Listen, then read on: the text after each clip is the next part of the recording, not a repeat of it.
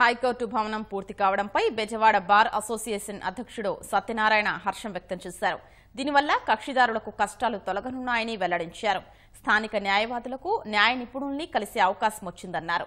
ఇన్నాళ్లు హైదరాబాద్కు రాకపోకలు సాగించి ఎంతో ఇబ్బంది పడ్డామంటున్న బార్ అసోసియేషన్ సభ్యులతో మా ప్రతినిధి జయప్రకాష్ ముఖాముఖి. నవ్యాంధ్ర రాజధాని అమరావతిలో నూతనంగా తాత్కాలికంగా హైకోర్టు భవనం నిర్మాణం జరుగుతోంది. దాదాపు పూర్తి అయిపోయింది. దానిపైన మాట్లాడేందుకు బెజవాడ బార్ అసోసియేషన్ మనతో మాట్లాడేందుకు ఉన్నారు. హైకోర్టు నిర్మాణం పూర్తి అయిపోయింది, భవనం కూడా ప్రారంభమవుతుంది. దానిపైన మీరు ఎలా ఫీల్ అవుతున్నారు?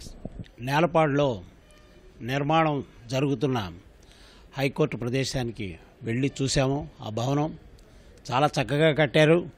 ఇంకేమన్నా కొన్ని సదుపాయాలు జరగవలసి ఉంది. భవనం అయితే పర్మనెంటు, కాకపోతే హైకోర్టు మాత్రం అందులో తాత్కాలికంగా ఉంటుంది.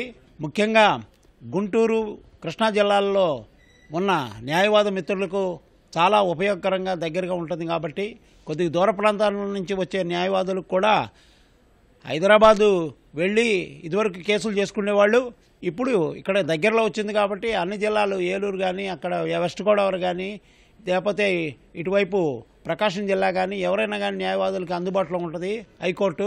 ఈ సివిల్ కేసులు, క్రిమినల్ కేసులు త్వరితగతిన పరిష్కరించుకోవడానికి ఒక అవకాశం ఏర్పడింది.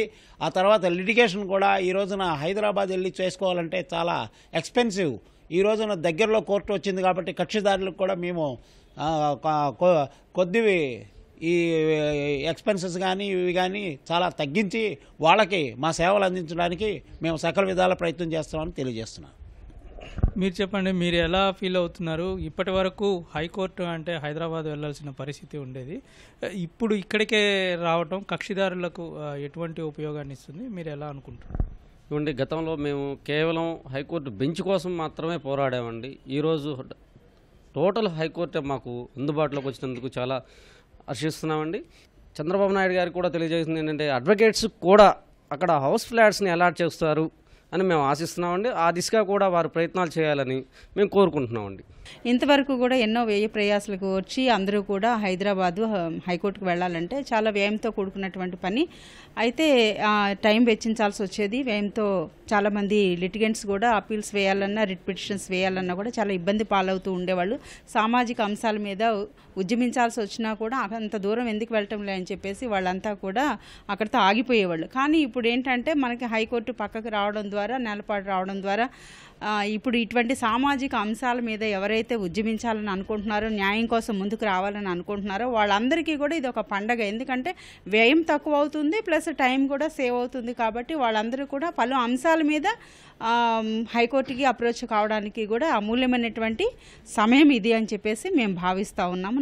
మా కోరిక మేరకు ఇక్కడ హైకోర్టు వచ్చినందుకు చాలా ఆనందంగా ఉందనేటువంటిది చెప్తున్నారు. అదేవిధంగా కక్షిదారులకు మాత్రం చాలా ఉపయోగకరంగా ఉంటుందని, కేసులు చాలా త్వరితగతిన పరిష్కారం అయ్యేందుకు అవకాశం ఉంటుంది అనేటువంటిది చెప్తున్నారు. కెమెరామెన్ ఏఎన్ఆర్తో జయప్రకాష్, ఈటీవీ న్యూస్, విజయవాడ.